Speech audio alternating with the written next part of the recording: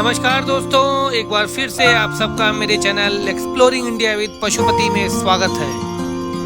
अगर आपने अभी तक मेरे चैनल को सब्सक्राइब नहीं किया है तो जल्दी से सब्सक्राइब बटन पर क्लिक करिए, जिससे कि मेरे आने वाले सभी इंफॉर्मेटिव वीडियोस को आप सब देख पाएं। इस बार आप सबको मैं अपने लेंस से बनारस की गलियों, बनारस के घाटों को बेहद करीब से दिखाने का प्रयास करूंगा। देसी गलियों, दशाश्वमेध घाट और गंगा आरती के विहंगम और मनमोहक दृश्यों वाली काशी अल्हड़ और मस्त अंदाज के साथ साहित्य और संस्कृति का अनोखा मेल अस्सी पर साफ साफ देखा जा सकता है। बनारस अपने तमाम रसों से सराबोर, यहाँ हर सुबह सूरज की पहली किरण और अस्सी पर सुबह बनारस के साथ जागता है और हर शाम जवान होता है। साहित्य के लिए अस्सी से अच्छी जगह नहीं, शायद इसलिए कि यहाँ तुलसी का अक्स दिखता है। संस्कृति के लिए अस्सी से बेहतर घाट नहीं, शायद इसलिए कि यहाँ संगीत अपनी गहराइयों के साथ आपके मन में उतर जाता है। संस्कृति यहाँ हर सुबह अपने तमाम रंगों के साथ भैरवी गाती है।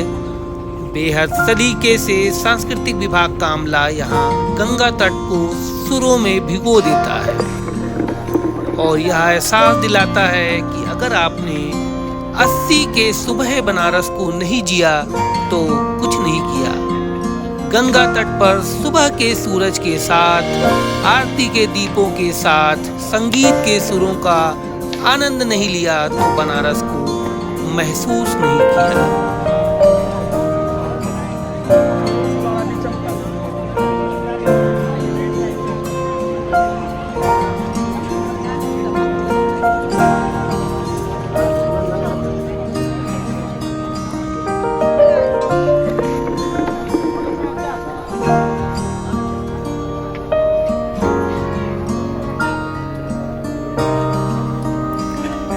वाराणसी उत्तर प्रदेश का एक बहुत ही प्रमुख पर्यटन स्थल है, जो भारतीय संस्कृति, धार्मिकता और परंपरा का प्रतीक है। यह प्राचीन शहर गंगा नदी के किनारे स्थित है और हिंदू धर्म का पवित्रतम नगर माना जाता है। वाराणसी को काशी भी कहा जाता है, बनारस भी कहा जाता है और यह विश्व में सबसे पुराने शहरों में से एक है। वाराणसी का इतिहास बहुत ही प्राचीन है और इसे सनातन भारतीय सभ्यता का एक महत्वपूर्ण अंग माना जाता है। यहाँ पर अनेक प्राचीन मंदिर, घाट, गलियाँ और ऐतिहासिक स्थल हैं जो भारतीय संस्कृति के प्रतीक हैं, जिनको आप अपने बनारस भ्रमण के दौरान साफ साफ देख सकते हैं। प्रमुख पर्यटन स्थलों में काशी विश्वनाथ मंदिर 12 ज्योतिर्लिंगों में से एक काशी विश्वनाथ मंदिर हिंदू धर्म का एक प्रमुख धार्मिक स्थल है। यहाँ हिंदू धर्म के देवता बाबा विश्वनाथ की पूजा अर्चना की जाती है।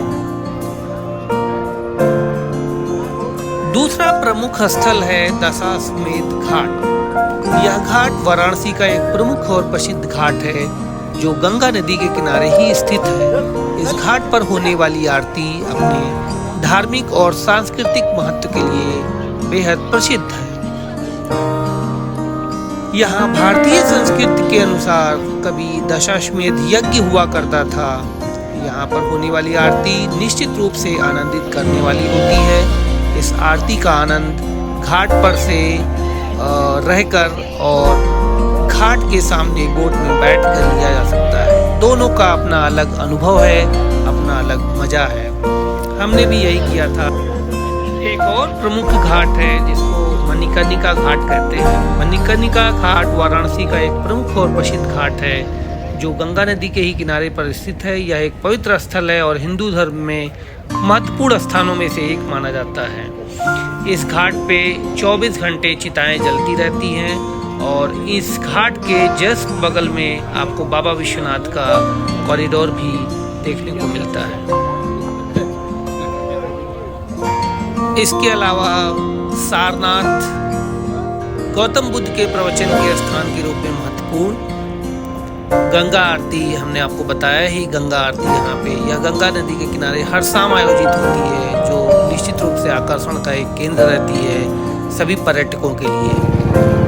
बनारस हिंदू विश्वविद्यालय भी है, यह भारतीय संस्कृति और विद्या केंद्र के रूप में महत्वपूर्ण है, इसका भी विजिट किया जा सकता है। इसके अलावा तुलसी मंदिर, भूल भुलैया आदि वाराणसी के प्रमुख दर्शनीय स्थल हैं। आप वहाँ काल भैरव के दर्शन भी कर सकते हैं, जिनको काशी का कोतवाल भी कहा जाता है, और उनके दर्शन के बिना बाबा विश्वनाथ के दर्शन की मतलब दर्शन पूर्ण नहीं होता है, ऐसी मान्यता है। संकट मोचन मंदिर का भी दर्शन किया जा सकता है, वह भी काफ़ी फेमस है। वाराणसी में विविधता, यहाँ के रंग बिरंगे बाजार, स्थानीय भोजन और लोक कला पर्यटकों को आकर्षित करते हैं। यहाँ पर हिंदी, अंग्रेजी, बंगाली और अन्य भाषाएं बोली जाती हैं। वाराणसी का पर्यटन वर्ष भर चलता है, लेकिन विशेषकर महाशिवरात्रि, दीपावली और चैत्र नवरात्रि जैसे धार्मिक उत्सवों पर यहाँ अधिक भीड़ होती है। वाराणसी प्रत्येक भारतीय को अपने धार्मिक और सांस्कृतिक अधिकारों का अनुभव कराता है और भारतीय विरासत के प्रति जागरूकता को बढ़ाता है। वाराणसी की सड़कों पे घूमने का, स्थानीय बाजारों में खरीदारी करने का और स्थानीय खाद्य पदार्थों जैसे राम भंडार की कचौड़ी सब्जी, काशी चाट भंडार की टमाटर चाट और सुबह के ब्रेकफास्ट में फायर बटर उत्तपम, लस्सी और मलाइयों का आनंद लिया जा सकता है। सच कहूँ तो सर्द मौसम में घाट पर बैठकर कुल्हड़ वाली गर्मा गर्म चाय पीने का तो मजा ही कुछ और है। वाराणसी सभी प्रमुख शहरों से हर तरह से वेल कनेक्टेड है। वाराणसी आने का सबसे सही समय अगर मैं आपको बताऊं, अक्टूबर से फरवरी मंथ का होता है, क्योंकि सर्द मौसम में बनारस भ्रमण का आनंद ही कुछ और है। 84 से भी ज़्यादा प्रमुख घाट हैं और सब के सब एक दूसरे से वेल कनेक्टेड हैं। मैं जब भी बनारस आता हूँ तो कोशिश करता हूँ कि अपने मॉर्निंग वॉक, दिनचर्या, सुबह की सैर में इन सभी घाटों को पैदल चलकर कवर किया जाए।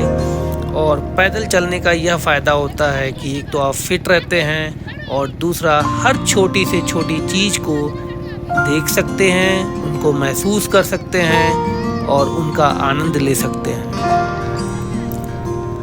मैं शब्दों में बता नहीं सकता कि इन घाटों पर घूमना, इनको महसूस करना, इनको जीना कितना सुकून देने वाला होता है। आप यहाँ पर शेयरिंग और रिजर्व बोटिंग का आनंद भी ले सकते हैं। शेयरिंग बोटिंग 100-200 रुपीज़ में आपको आसानी से मिल जाती है। रिजर्व बोटिंग में हो सकता है आपको 1000 से 1200 रुपये देने पड़ जाएं। रहने के लिए यहाँ पे आपको छोटे से छोटे और बड़े से बड़े धर्मशाला, होटल, सारी चीज़ें उपलब्ध होती हैं। आपको अगर मैं बताऊं तो लोकल ट्रांसपोर्टेशन के लिए आप अपनी गाड़ी का उपयोग ना करके ई रिक्शा या रिक्शा का उपयोग करते हुए इस शहर को बहुत ही करीब से देख सकते हैं। इनकी गलियों में घूम सकते हैं, इनकी गलियों में पैदल जाके उनको महसूस कर सकते हैं।